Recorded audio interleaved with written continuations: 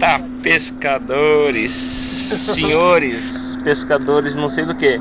Ô Thiago, Oi. pescador de poita. Explica aí pra galera o que é poita. Poita é o negócio que o Pitágoras puxa aí. E ele não sabia que era poita. Confessa aí. Aí eu falei assim: poita é que nem âncora. Âncora Aí que ele, nem poita. sei. Aí que Aí você. ele entendeu que era uma poita. O que você pescou agora há pouco? Uma poita. Pescador de Vou pescar um poita. peixe. Tá. Peixe grande aí. É bonito o lugar, né? Ah, é.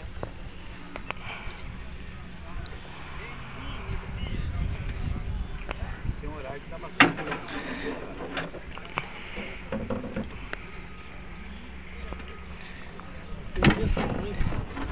Lugar bonito.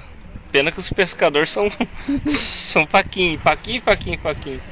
É que nem galinha da Angola. Tô fraco. Tô nadando,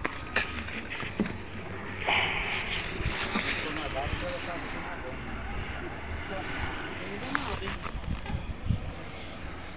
Quero atravessar nadando até lá. Né? Aí o velho nadou, foi aí que o velho nadou. Ó o Paulão, parece Bezerra da Silva, ó. Não, eu quero peixe. Ele quer peixe. Já imaginou se lá em casa não ter peixe? Você tá... Já filmou tudo, né? Já. Vou jogar no YouTube. Agora filmou aqui as casinhas todas também. Já filmou uma casinha aqui, ó.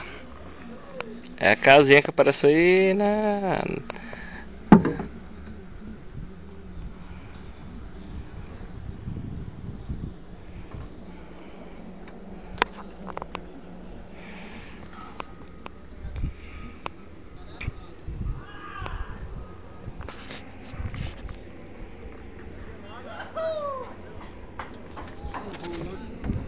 Eu jogo minha linha, ela vai na frente e volta pra trás. É isso aí. Seus Falou, você pescador de botar poita. peixe aí, né?